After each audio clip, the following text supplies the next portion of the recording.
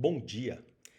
Nós continuamos aqui vendo o propósito eterno de Deus e começamos ontem a falar como Deus vai alcançar o seu propósito.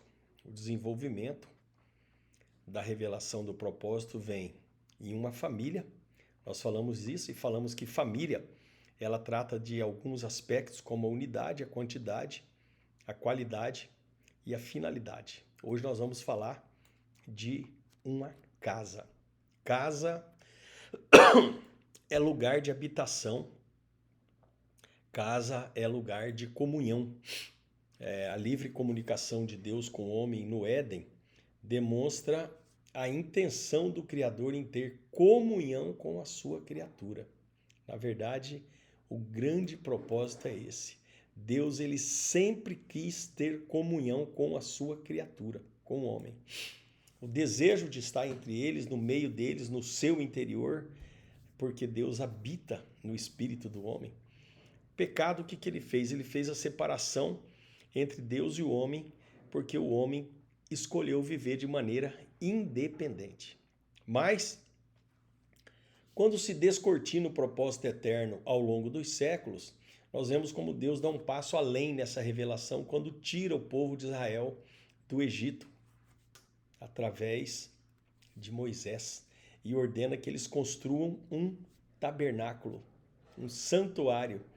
E o objetivo disso é muito simples: me farão um santuário para que eu possa habitar no meio deles. Êxodo capítulo 25, versículo 8. Mais adiante, ali no Novo Testamento, nós vemos que a igreja de fato é esse lugar de habitação, mas nós não podemos deixar de apontar para o que Paulo diz à igreja de Éfeso, demonstrando que o que vimos até agora, ou seja, família e templo. Ali em Efésios 2, 19 e 22, assim já não sois estrangeiros e peregrinos, mas concidadãos dos santos, e sois da família de Deus, edificados sobre o fundamento dos apóstolos e profetas, sendo ele mesmo, Cristo Jesus, a pedra angular, no qual todo o edifício, bem ajustado, cresce para santuário dedicado ao Senhor, o qual também vós juntamente estáis sendo edificados para a habitação de Deus no Espírito. Então Deus, nós falamos que o cumprimento do propósito se dá através de uma família, de uma casa e também, agora o terceiro pilar aqui, um corpo. Quando o Verbo eterno, nosso Senhor, abriu mão da sua glória para se tornar homem como nós, todos puderam ver e ouvir tudo aquilo que até então era apenas sombras e profecias anunciadas na lei pelos profetas. O Deus invisível agora podia ser visto e ouvido pelos homens que com eles podiam se comunicar livremente. As mãos que criaram o universo agora tocavam pessoas doentes, pecadores, crianças, trazendo bênçãos dos céus para uma geração perdida e para uma geração sem esperança. O Deus eterno agora tinha um corpo humano que pleno do Espírito Santo e poder, andou por toda parte fazendo bem e curando a todos os oprimidos do diabo, porque Deus era com ele. Atos 10, versículo 38. Sem a presença de Jesus entre os homens, o máximo da revelação de Deus acerca de sua caminhada com a humanidade era o tabernáculo, era o templo, o santuário. Com a presença de Jesus, que era figura da habitação de Deus entre os homens, tornou-se realidade. Não mais um templo de pedras, mas um templo vivo que falava e fazia tudo o que o Pai lhe ordenava. O objetivo de Jesus era cumprir o propósito do Pai. Um homem cuja morada era a casa do Pai e em quem o Pai tinha prazer em habitar. Assim Jesus disse aos seus discípulos, ali no Evangelho de João, capítulo 14, versículo 11, crede-me que estou no Pai e o Pai em mim, crede ao menos por causa das mesmas obras.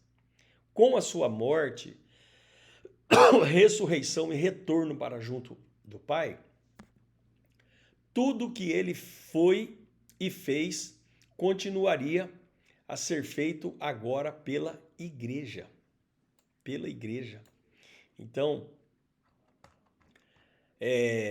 por isso que a igreja é chamada de corpo de Cristo, onde ele é a cabeça, nós somos os membros ligados uns nos outros e todos ligados ao cabeça, funcionando pelo poder do Espírito Santo, na mesma forma que Jesus fez enquanto esteve em Israel. Nós somos a igreja e a igreja ela tem uma estrutura em relação ao propósito eterno de Deus. Após séculos de figuras e sombras no Velho Testamento, tudo ficou claro com Jesus. A partir daí, o propósito eterno de Deus passa a ser revelado em relação à igreja. O povo que foi resgatado pelo sangue de Jesus passa a estar unido com ele. Na igreja nós vemos as figuras que falamos antes. Nós vemos família, nós vemos casa e nós vemos corpo. E o Novo Testamento ainda acrescenta algo que é de fundamental importância nessa revelação progressiva do propósito eterno de Deus. A igreja é também, além de ser família, casa e corpo, a igreja é a noiva do Cordeiro, que vai se unir a ele para sempre.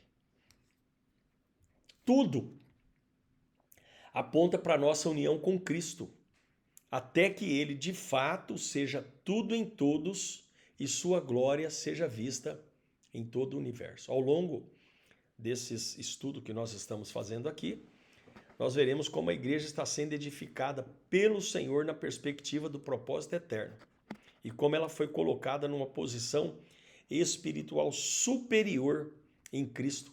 Mas precisamos ver primeiro como nós fomos incluídos na igreja, qual a importância e repercussão desse fato na vida que passamos a experimentar logo depois do novo nascimento.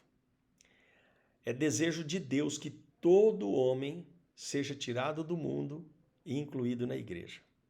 Eu vou repetir.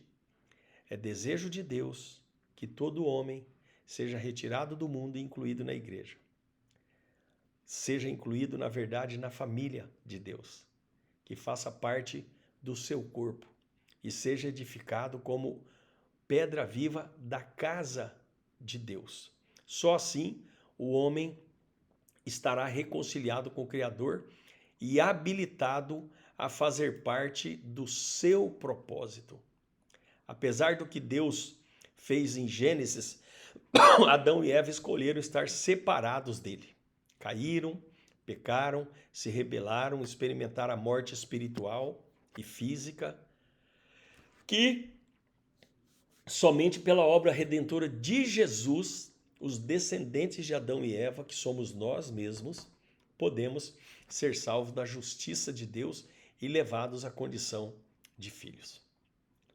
Entendido que o propósito eterno de Deus não se resume à salvação do pecado, mas é anterior ao próprio pecado, nós podemos agora olhar para a obra redentora de Cristo Jesus, dando a ele o real e grande valor que ele tem, dando a essa obra o real e o grande valor que ela tem, sem o receio de perder a visão do todo, a visão macro das Escrituras. Então, amanhã, se Deus quiser, nós continuaremos e amanhã nós entraremos numa estrutura chamada a queda do homem.